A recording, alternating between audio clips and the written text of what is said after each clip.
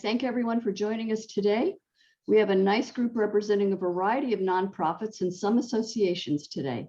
I am Barbara Armentrout, and I'm delighted to welcome you to the latest educational session, Aplusify's checklist for successful Pardot integration. This will help ensure smooth data flow and effective marketing automation. A few housekeeping notes before we get started. This session will be recorded and will be available in a few days on our website, aplusify.com/webinars. You can share the recording with others, or you can use it to refresh your own notes. That's also where you'll find a growing library of upcoming live and recorded sessions that share information and ideas with nonprofits and associations who use Salesforce, Nimble, or Funtiva platforms, as well as helpful tips for anyone who might have digital transformation questions or data quality issues affecting any AMS or CRM. And I have not yet met an organization who doesn't have some AMS or CRM data quality issues. I will monitor the chat log and will respond to your questions either at the moment or later in the Q&A. A quick word about Aplusify, a registered consulting partner with Salesforce. We offer flexible and scalable end-to-end managed services for implementation, integration, data migration, and more for nonprofits and associations. Our certified Salesforce experts give you affordable access to our deep industry knowledge, technical expertise, and experience. And speaking of experience, I'm happy to welcome today our subject matter expert, Neeraj Garg, Chief Operating Officer at Aplusify. He provides an essential bridge between what the client needs and how the developers can best bring those needs to life. He calls on years of hands-on experience with multiple clients to guide the team on best practices and lessons learned. Before we start, I do need to send our best thoughts and prayers to Neeraj and the entire team and their families who are in India during these terrible times of the pandemic. Our thoughts are with you, and I hope the vaccines and other materials are getting through too. So Neeraj, let's hop into a happier frame of mind and get started on today's lessons so that our busy participants can learn as much as possible in the next 45 to 60 minutes. Now, as framing this, I have worked in large and small publishing companies, large and small professional societies, and large and small consulting agencies. One common link that I've observed is that sales and marketing are different teams with different kinds of people who are assigned different goals and who use different methods to reach those goals. But what bridges those differences is the information, the data. I loved it when, as a marketer, a sales rep would share with me insight from their customers. And now that I'm in sales, I love it when marketing delivers qualified leads, so I'm not wasting my time. It all comes down to having data and having a marketing automation tool that can sync what all the teams know and then use it to achieve their separate but complementary goals. So Neeraj, I ask you to please take us on the journey today of your checklist for a successful Pardot integration and what to look for along the way. Can we switch over to your screens now? Sure. I think I have switched to my screen and I think it should be visible now.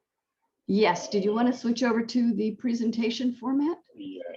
Yes. It's even more beautiful. Thank you. Yeah. And first of all, thanks for your wishes. Everyone here needs it, Barbara, at this point of time. And I think we are getting all the support that is there from everywhere. So I think situations would be better. And obviously, this webinar that we are talking about, it's about successful Pardot integration. So what we will be doing in this webinar is touching like how Pardot and Salesforce integration helps the overall closure of leads or overall increase in the revenue of the organization, or to understand your prospects better, and then take you through like what you should be aware of when you are doing this kind of integration within your org. So let's start. So before I jump into Salesforce and Pardot, we all know that Salesforce is actually a CRM, which is actually used for the one view of the sales team, so that we can have a better view of what everyone is doing and maybe provide our inputs to increase the sales. On the other hand, the Pardot tool that we are talking about is more of a marketing tool, which actually automates your marketing processes and helps you identify your prospects better so that you can nurture them well and maybe provide better leads to your sales team so that they can provide a closure to it.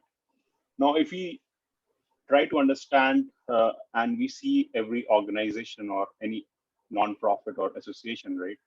We see these three kind of funnels that take place between the sales and the marketing team. So funnel one of your marketing is that you want to build your website, do a search engine optimization on it so that when someone Googles anything, your site comes in the first page or the second page of the Google search. You do a lot of paid searches, you do a lot of media and blogging to attract leads. And once you have attracted leads, what you try to do in funnel two is, which is this green one, what you try to do is engage your leads through different newsletters or maybe different contents, different articles, and you try to host it so that you understand what your users want, what your prospects want, so they can come through your website, how you have more visitors, and you capture their details, you capture their preferences so that you are able to understand them well, and you provide more content to them on the website, which is more of a like a nurturing a lead, right? And once you think that this lead is mature, this prospect is matured enough, and we can actually pass it on to the sales team, that is where this funnel three comes in, where you have filtered leads or what we call as qualified leads from your marketing funnel, which actually pours down into your sales funnel, where actually the sales team starts talking to them because they have got the prior knowledge of what the prospects want because the marketing team has done that exercise. It's easy for them to talk to the prospects and understand their interests and close them out. So funnel one and funnel two, that yellow and green, are basically the marketing initiatives, which actually gets passed down into funnel three, which is the sales team. And that is how the marketing and sales team connect with each other, right? When we say connect to each other, obviously you need to have some kind of connection between the two teams so that they have synergy and they can actually bring more life to the prospects and close the leads faster. So this is the basic journey, and in the next few slides, we are going to talk about how Salesforce and Pardot actually help you in these three funnels and how their connection between themselves help you achieve more. Right? And I have a quick and Barbara, question. feel to ask any questions in between. Yeah, sure. Just a quick one. Have you seen any standard benchmarks on when somebody graduates from stage 2 to stage 3, or is that going to be within the individual organization? I mean, I know marketing people may want to nurture and nurture and nurture, and sales is always eager to get their hands on them. How do you know when it's a mature lead? We can always, yeah. Yeah, so I think we can, that is where I think the tools actually come into play. When we talk about Pardot or when we talk about Salesforce, we can actually put certain rules in these tools that maybe we can give some kind of scoring to these prospects. So we say, I think if a prospect does this, we give him this score. If a prospect does this, we give him this score. And maybe when he reaches a certain score, maybe a hypothetical score of 150, that means that prospect is actually ready to go to the sales team. So, and I think in the next slide, I will be able to explain more on how it actually, how the leads actually pass from the marketing team to the sales team and how we can actually figure that out. Right. So let's go to the next slide. And I think that user journey will help everyone to understand how it actually works. So I have taken here a specific, very common journey, right, which is very, very apt for any organization, right? So if you see in step 1, right, what we have taken, like Alex, Google's fundraising organizations in New York, and it comes through some blog of interest in a non-profit organization website, right? So what he does is he actually he goes to that website for some kind of interest, and then that site actually asks him to sign up for a monthly newsletter so that he exactly knows if what is happening in that non-profit organization and if that is actually of any interest to him, right? Now, since he has got that kind of interest in step 2 here, right, what he does is he says that, okay, I sign up for the newsletter because I find your website interesting and I want to know more about your organization, right? So since now Pardot is implemented, what Pardot does as a tool is he creates this, he creates Alex as a prospect, right? Because he has signed up for the newsletter, which means that he is interested in your initiatives, and he gives you a score of 20 for that for Alex, right? So and this scoring you can always change, right? I've just taken an example just so that you can understand. So Pardot gives a scoring of 20, right? So obviously when he has signed up for the newsletter, what happens here is that he receives the monthly newsletter, and in that newsletter he clicks through an article, right?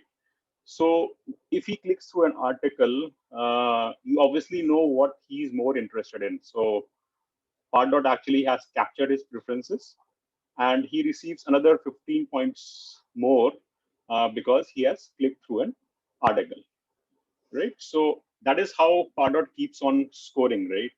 What I was talking about before. Now, Alex continues to visit your website because he has got an understanding. He loves your newsletter, maybe, and he loves what you do. So he keeps on doing different activities, doing different steps in your website. And this all is getting recorded in Pardot, right? So Pardot is recording his preferences, what he is going through, what he's not going through. So Pardot is recording his entire journey in the tool, right? And scoring him and segmenting him based on his preferences, right? Now, when Alex is doing that, he is redirected to something where he's interested, and he actually tries to download an article, a PDF file, from which you get his contact information. So as soon as he says that I'm interested in downloading that PDF file, Pardot records it, and since he has downloaded that file, he receives a score of another 30, right? So once he has done that, he receives an email, which is here, asking him if he would be interested to contribute to the community or the organization or the organization's motives.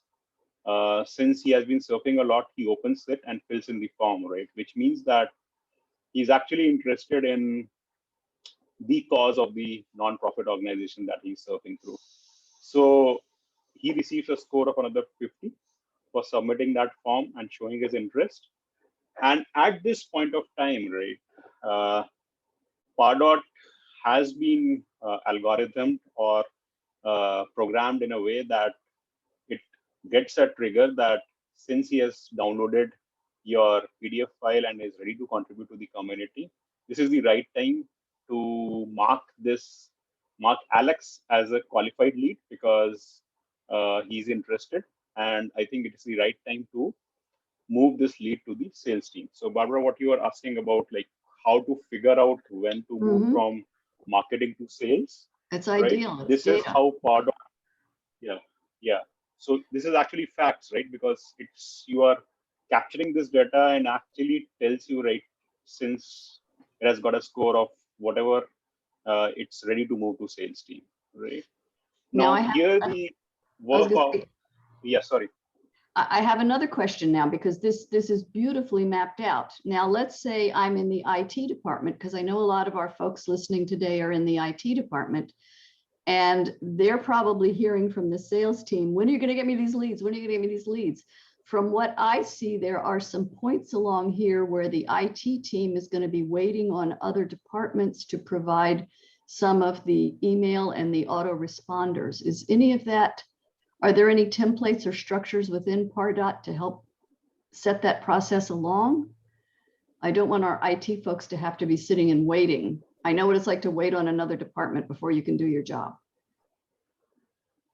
No, obviously. See, this is just the scoring I'm talking about. Mhm. Pardot has much more than that, right? It is actually a smart tool which has a lot of templates, right? Which has got a lot of forms, right? Which you can view, right? So you can view the exact journey because everything is getting recorded in your database or the backend, right? So you don't have to wait for anyone, right? It's just that you can automate this process by triggering that is at this point of time, I want this lead to move to the sales team. And it all depends on you. Maybe at this point of time also, you don't want them to move to the sales team. You say, no, I want to have some more points onto him, let him show more interest, and then only I will move into the sales team. So it actually depends on how the marketing team, with the help of IT team, of course, because IT team has implemented the Pardot. So marketing team can instruct the IT team that this is the kind of algorithm I want, or this is the kind of logic I want for my marketing prospects before they move to the sales team. So it entirely depends on them, right? This is just an example on how actually things move in a very simple way. It's beautiful. Okay, right. So at this point of time, uh, this algorithm decides that this lead is matured and it has to move to the sales team. Now, this is where the integration comes in, right? Now, we say that we don't have got Pardot and Salesforce integrated. They are actually two different silo systems working separately, right? So what is happening in the Pardot is not communicated to the Salesforce because there is no link between the two teams or no link between the two systems ideally, right? So what will happen is if these things are not synced, marketing team or the Pardot will have to actually manually export this data to the sales team because there is no linking between these two systems. It's not going to automatically move unless you link these two systems. But in this case, what we have assumed is that Salesforce is integrated with Pardot.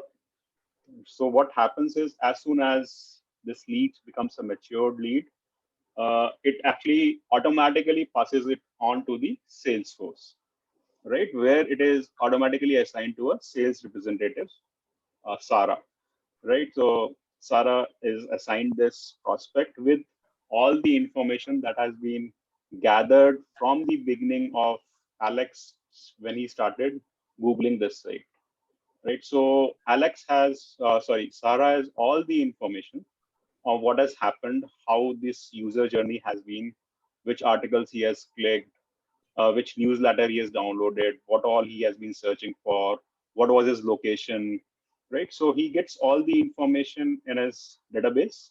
And when this happens, so imagine a situation when you have everything uh, about your lead right from this day one. It's obviously easy to talk to your prospect, right, and understand his interests before you get into a call.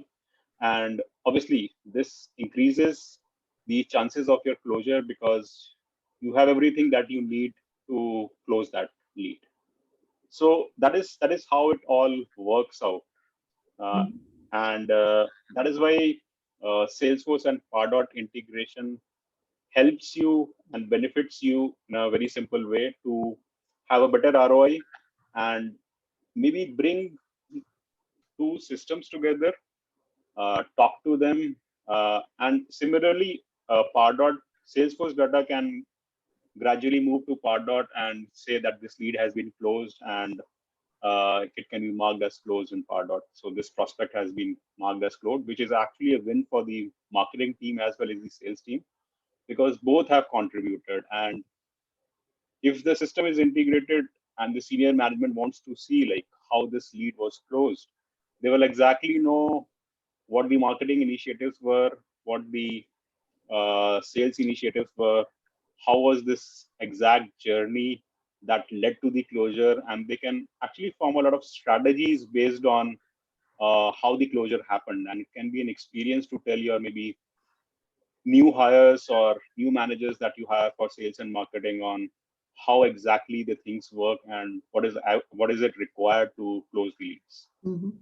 And another great point is that a donor or a prospective member has already formed a relationship with the organization before the salesperson makes their first contact. Pardot has been nurturing them through the system. So a relationship is already set up, which is wonderful. Yeah, that's very true, because see, everything works on relationship, right? And if a if you're able to understand your user and he established that relationship, that actually means that it would not be a short-term relationship, because it's not that you have closed that lead in a day or two or in a month, right? It has taken some time for you to understand him. He has taken some time to understand your organization. Mhm. And obviously it's both ways. And all these relationships, if they close like this, right, they go on for a very long time. Great. So moving on, so just relating to that user journey that we saw in our last slide, all these benefits you can actually map to that user journey, right? Because so first is data syncing, right? So data syncing is basically you are syncing the data between Salesforce and Pardot, if you have got it integrated, but which actually you have seen helps you in understanding your prospects, helps you understanding the user journey, and helps you in a lot of other ways, right? And obviously it saves you time in doing things manually, because every time a prospect is converted to a qualified lead, it automatically moves to Salesforce and gets assigned to someone. You don't have to worry about it. You don't have to do anything. So it saves time for you and it keeps your syncing there. So obviously that helps.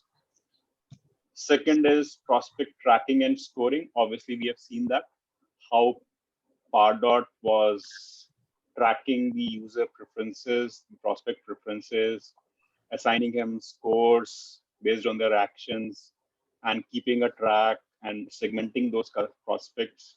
So it actually helps you out in understanding your prospect and taking that prospect till the end, where you mark him as a qualified lead and then marking him to closure. So obviously that you've already seen. Single sign-on, obviously, because you have got Pardot and Salesforce integrated. So instead of logging into Pardot as a separate system and logging in as Salesforce as a separate system, you have one system, and you can either log into Salesforce or you can either log into Pardot, and you will have access to both. So Beautiful. makes life easy, because any number of logins are problematic, frustrating. So always good to have a single sign-on so that users have a seamless experience between the two systems. And obviously, once you have got a better prospect tracking and scoring, and your sales team understands, the prospect better, has his entire user journey, they would be able to have a faster closure, and you will have a better ROI rate, which you cannot have if you are using the two systems as silo systems, because they're not talking to each other. Though they are such great tools, I think it's a pity if we are not integrating these two systems. Because if we are not integrating these two systems, we are not fully utilizing them, because I think marketing and sales go hand in hand. And unless we have a similar one view of the prospects and leads, I don't think so we can get the amount of return that we have invested in both these tools. And it's not, Mhm. these tools are not so cheap that you just buy them, right? They take a lot of approvals from your management to implement Pardot, to implement Salesforce. So if we have got these two powerful systems in place, I would always suggest that we integrate them so that we get the return on what the company has invested in it, right? And then obviously faster closure of leads, because sales team understands the prospects. They have everything that they need to close those leads faster. And that's it. So if you see, all these benefits pertain to the user journey that we have, right? You can actually correlate each of these benefits with this user journey. It's nothing that is generalized. It's everything that is there, which we can track and score, and everything that we can benefit from this integration. That's exciting. Yeah. So I think let's move on. So this is something that is very specific when we integrate two systems. We always come up with 3 scenarios when we have two systems.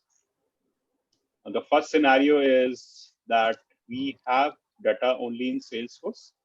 Now this will happen when Salesforce is not in use, is already in use, and you have not implemented Pardot. So the data would just be in Salesforce. So you don't have to move the direct, you will not have a bi-directional migration, right? So if you implement Pardot, you will just have to move your Salesforce data into Pardot, not the vice versa, because Pardot does not have any data, right? Similarly, if you just have Pardot, which is the option 2, data only in Pardot, that means you just have the Pardot which is in use, and Salesforce is just implemented. So again, it would be a unidirectional migration where all your data from Pardot has to be mapped to Salesforce, and the data has to be migrated to Salesforce. Now, the third scenario is you have both Salesforce and Pardot, but it's not integrated, so they are running as silo systems. So what you will have to do is, it would be a bidirectional sync. The data from Salesforce has to move to Pardot, and the data from Pardot has to sync with Salesforce.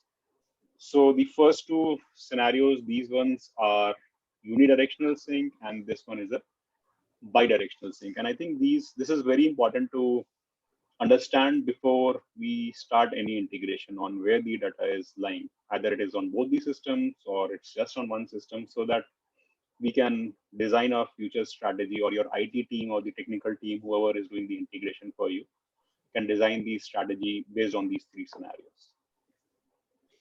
Question. I know we're partial to Salesforce, but let's say I'm in an organization that has IMUS or Impexium or any of the other CRMs. Does that mean I can't use Pardot?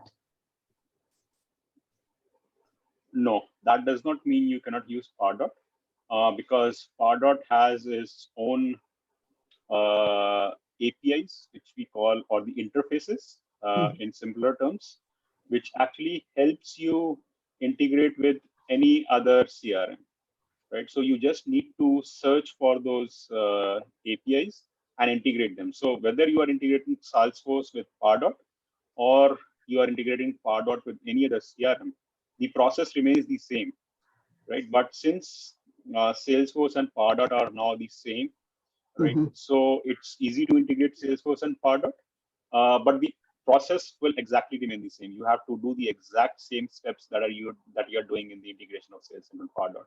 The process does And I not still need to look for bidirectional. Yes. Yes. So obviously, so everything remains the same. So if instead, so you just have to cut Salesforce here and say another CRM, right? So the equation remains the same, right? But only the systems will change. Obviously, since Pardot and Salesforce are family, it's a little easier to get them to play well together. Yes, it's easier to play them well together, but it does not mean that Pardot can just be integrated with Salesforce. It can be integrated with any other CMS, which actually has those kind of interfaces to integrate them. Great. Thanks for letting me interrupt you. No problems.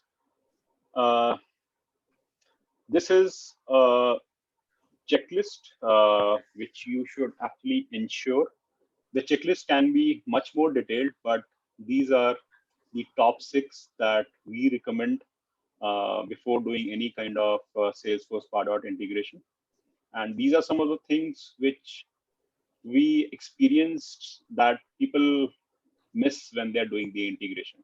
Because what happens is our team decides that marketing team and sales team that we are going to do an integration, we need it. And let's call the technical team.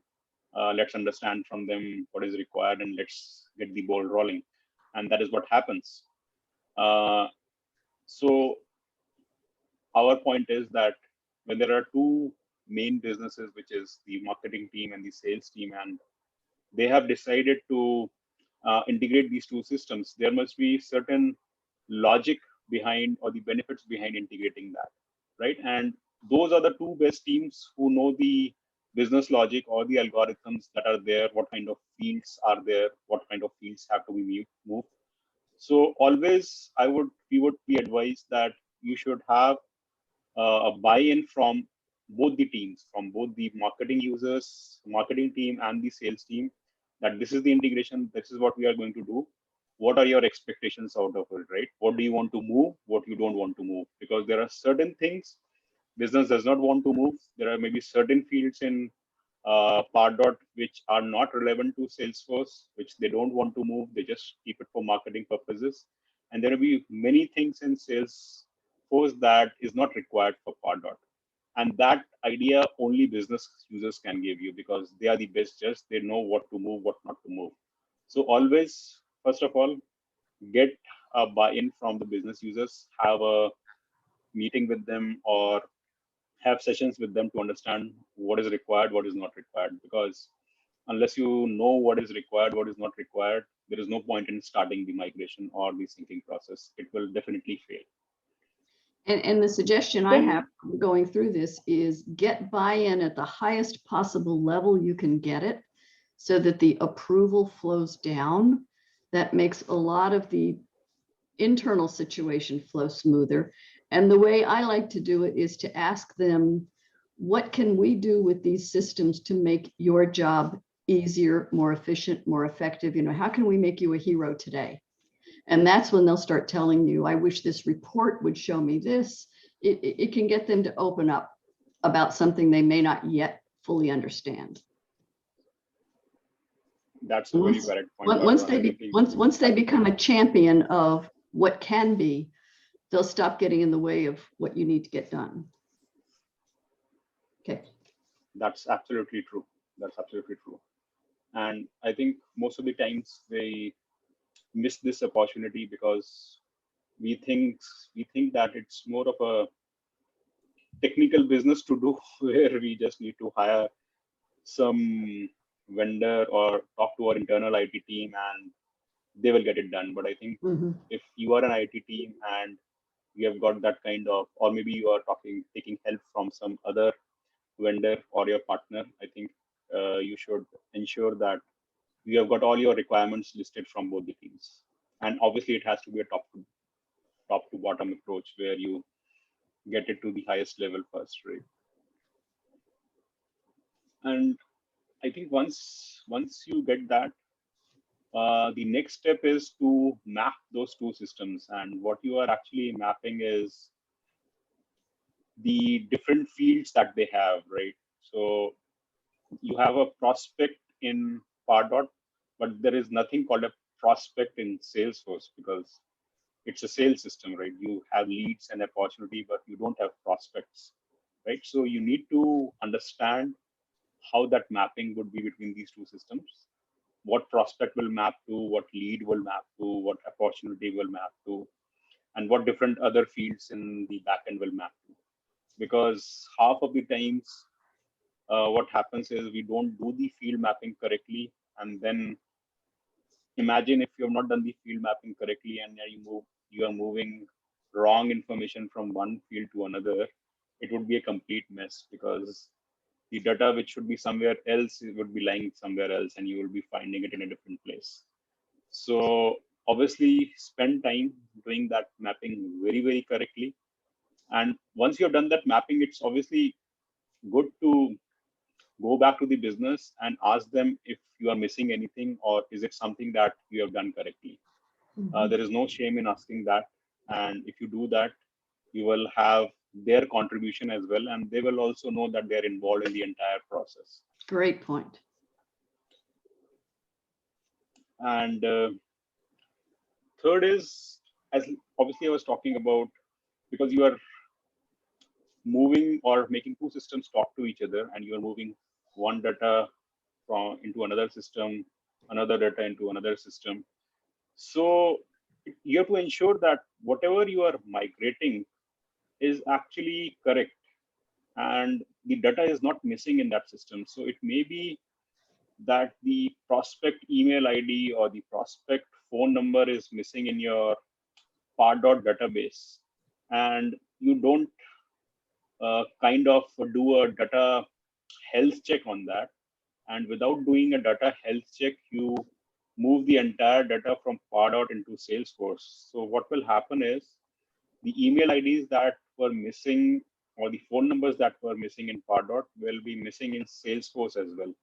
And when the data moves from Pardot to Salesforce and is assigned to a lead, he will not have that email ID and he will not know the phone number of the prospect who has been converted as a qualified lead and whom to talk to, right? So it's always good that take some time, do a kind of data health check on both the systems, determine what is wrong in that, what is missing in it, what is not consistent, and make it consistent. I'm not saying it would be like 100% consistent, but at least try to do it as much as you can before actually starting the entire migration process. So this is a must for every organization to do. And if you're not doing this right, it would be a complete mess for the business users, for you. And you will have, and when your system goes live, what will happen is that you will have n number of issues in your system where data is not correct, data is missing, and then you will spend a lot of time on fixing that. So if you spend more time in doing these kind of checks before, that will actually save you time later, and your maintenance effort would be very, very less. Because I have seen it's like shuffling two decks of cards together at that point. It's almost impossible to find out where it went wrong if you haven't done the cleaning ahead of time. That's true. That's absolutely true. And one more thing that we tell our users is Pardot has a Lightning app as well as a Classic app. And since most of the Salesforce that we use is on Lightning, we recommend that before you do the migration and install the Pardot app, enable the Pardot Lightning app so that you don't have to switch from Classic to Lightning when you move from Salesforce to Pardot, right? That will actually help you and give a more user-friendly experience to your users, right? And then there is a single sign-on option that you have to actually check in Pardot before integrating. That would actually provide you single sign-on, single login for logging into Pardot and Salesforce. So these are two important steps that people miss. So we thought that we would just highlight it here. Good. And I think once you have done that, once you have started your migration, we suggest that since you have involved the business users, it would be always good to do that in parts. So you may say that I want to migrate maybe 10,000 records. So maybe you can start with 2,000 records, migrate them first. Ask your business users to test it out, that are they actually happy with the information that has been migrated? Or do they feel that there is something missing into it, or there is something absolutely wrong about it? What it will do is it will actually help the IT team or the team who is doing the migration understand the issues before completing the entire migration. So if there are any kind of issues, they can be caught at the initial stage with some records migrated, and we can learn those lessons so that the left 8,000 records do not have those kind of issues. So it's just a step which is advisable to do if your business users have time, and you can tell them why you are doing it. Because business users, as you know, are busy. They don't like testing stuff.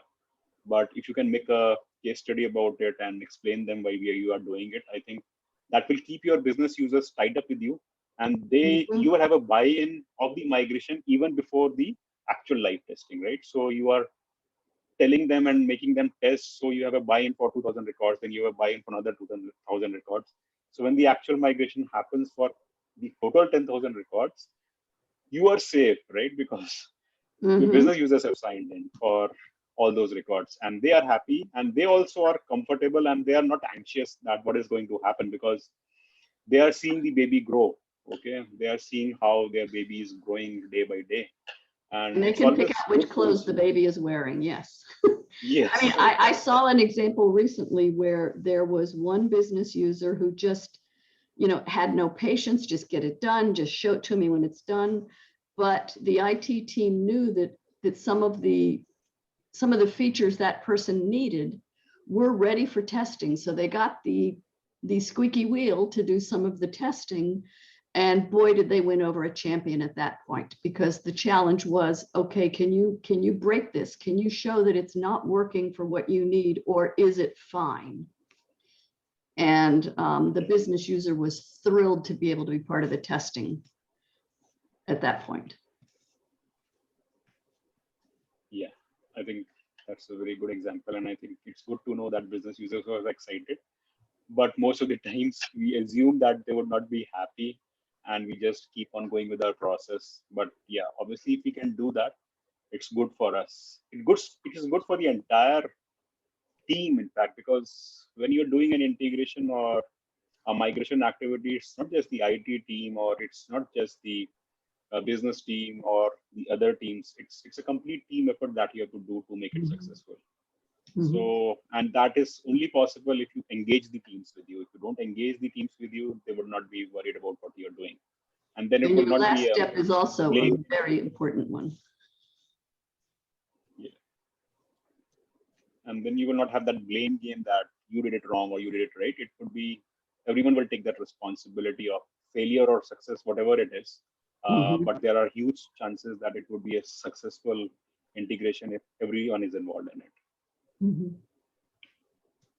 And then last not the least is obviously about training your users once the migration has been done, because most of the times they were using two different systems initially, and then you say now it's one system, everything is flowing from here to here, this is this, this is that. So it's a new system for them altogether. So you have to maybe give them a couple of weeks of training, try to have some support staff who can help them with their issues. Because if you don't do that, they will lose interest in the new system, right? They may not be able to find out how to pull in those reports, or how to build that dashboard, or where this new data is coming from, right? When will the data flow from here to there? So I think it's always good to have initial few weeks of training before giving the system to the users instantly. You cannot just write a mail to everyone that we have integrated, now you are free to use. I think it should be a workshop where client users are invited, and you tell them that this has been done, this is what we have done, and you might see these differences. And if you have any issues, come back to us, we will help you out. This is our number, this is our help desk number, or this is our. So you should think about this kind of support to them even before the migration, right? And I like to give visualize the support. They think that. I like to give them assignments as part of the training, prepare for me a report that shows this, or something that relates to their actual day-to-day activities, so they can build up muscle memory on, I need to do this step, this step, this step. And one amazing consequence of our Zoom world is, I also recommend that you document the training you're providing to staff, because I have been in many staff situations where, well, the people before me got trained, but then I came on board, and I wish I could have that training.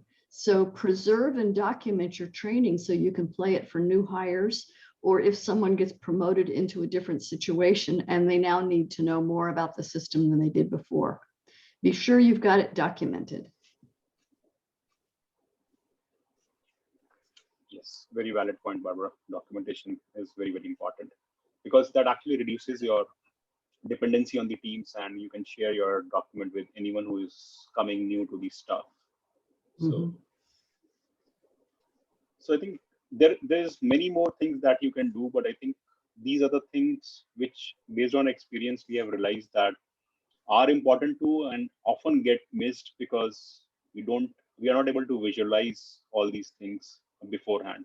It's always good if you have hired someone to get these things done, maybe you can ask them these kind of questions and prepare your own checklist, right? And then you will know whether the party that you have hired or the vendor that you have hired is actually on the right path or not, right? So a due diligence check is important, and for that you should have these kind of checklists and these kind of questions to ask.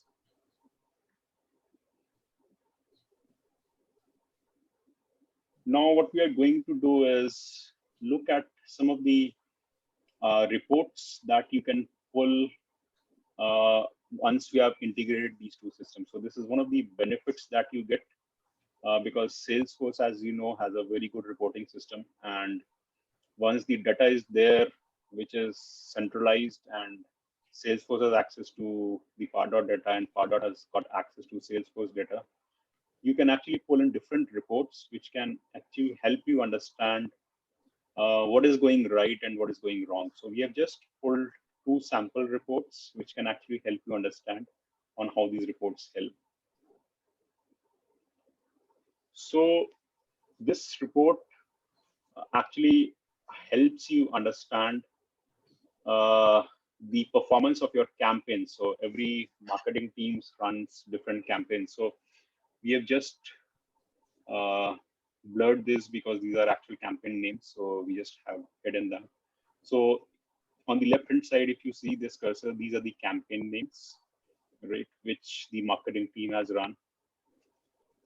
Responses in campaign is how many leads and contacts were a part of your campaign, which you can actually, because you have integrated Salesforce, you have got leads, so you can run campaigns on the leads. So this actually tells you like how many responses have you got from your leads and contacts. Then total form submissions are the number of times the form was submitted on the landing page that is there on your landing page. The unique form submission is the number of unique forms that have been filled, because it may be that there are some duplicate forms as well. And the fourth is the form submission rate, where it is like the percent of people who have submitted the form, how many of them have actually viewed it, right? So this kind of view can actually help you understand how your campaigns are performing based on the responses, based on the form submission rate, and based on the total form submissions. So these are just 4 fields which we have pulled out. You can pull out many more which are there at the back end, because we have got now Pardot fields, you have got Salesforce fields. So you have married them, so you can actually pull in different kinds of reports which will actually help you understand your marketing campaign responses, your sales team responses. Similarly, this report shows you the performance of different emails that you have sent. So here are the name of the emails. And obviously, as you can see, the open rate is the percent of the people who have opened that email, and 2 is the subject of the email, right? So you can say that, so this will actually help you define your strategy of marketing on which mails are working, which mails are not working, how you can actually change your content in the emails to have a better open rate, and then get this report and see if that has actually affected the performance of your mails or not. So these are the kind of, and there are many more reports you can pull in Salesforce once you have integrated Salesforce and Pardot. These are just 2 sample reports you want to pull, but you can have numerous reports depending on what you want to see. And these reports can actually help you modify your strategy, set a roadmap for the both teams. They can collaborate together and understand like what needs to be done better at the marketing side, what needs to be done better at the sales side. So it can provide a kind of collaboration, and for the management as well, they can actually see what is working, what is not working. So I think these are the things that the benefits that you get when you integrate Salesforce with Pardot, which are numerous. These are some of them which we have highlighted, but there are many more, right? Mhm. So I think this is what we have for today's session, and we can have any more questions, Barbara, if we have for anyone. Well, oddly enough, I have not received any from our group, but I do encourage anyone to submit questions that you might have about what is available when you put these two together. I mean, one thing that I know can be very helpful is auto-populating fields when you are preparing your marketing messages. But it goes far beyond just saying, "Dear Barbara, we want you to be a donor today." You can use the combined information from Salesforce and Pardot to say, "Barbara, we know that you have donated to such and such a category of our organization in the past, and we invite you to check out this webinar or this event that we have coming up because we think it matches your interests." You know, I'm not putting this very elegantly, but based on what we know about you, we feel this is going to be of interest to you in the future. And you can write me an email that feels very one-to-one communication, even though you may be filling in the blanks using your data from Pardot and Salesforce for 100, 300 people at a time. It can make your marketing messages very, very powerful and yet also very human. And you're using the tool to make the message more effective. You're not letting the tool tell you what you have to do. I think it's a very powerful and wonderful tool. And I'm hoping that some of our wonderful attendees are going to throw questions at us so that we can solve what it is that you're looking for. Everybody seems perfectly delighted with what Neeraj has covered, which is great.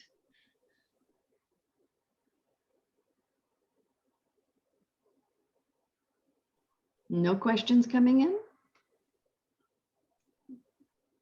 Well, then we can gift you back a few minutes back in your lives. We can wrap this up a moment earlier. Neeraj, did you have any parting shots of things that you didn't get covered earlier because I kept interrupting you? No, I think we have covered everything. But I think what I would suggest is that whenever you are trying to integrate Salesforce with Pardo, just remember the checklist that we have. Yes. And collaborate with the business team. So like we said, that all teams should collaborate. It's not just a one team effort, it's everyone's team effort. And make sure that the data in your systems is consistent and clean before you do this exercise. And keep testing your system in small parts so that you keep your baby growing and you keep your business users alive by making them test the system. And if you do these steps, because we have got a lot of delighted clients who have been delighted because we have engaged them, we have worked along with them, and they have seen the journey, they realize what the IT pains are. So this is based on a lot of delighted customers' experiences. It has helped them, right? And any suggestions or any clarifications you need, if you are starting that migration, you are free to approach us, and we can actually help you guide on what you should do and what you should not do, right? So I think that is what I would say in my last words. Well, thank you. And Shahid, could I ask you to switch screens and show the listings of our upcoming sessions so that folks can mark their calendars for some new ones that we have coming up? We have a session coming up May 20th with Nimble. And there's one on June 10 of integrating your APIs. Here we go.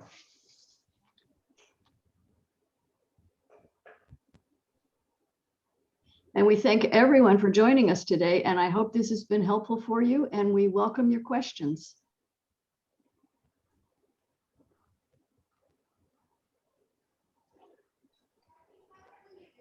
Thank you, everyone. Thank you.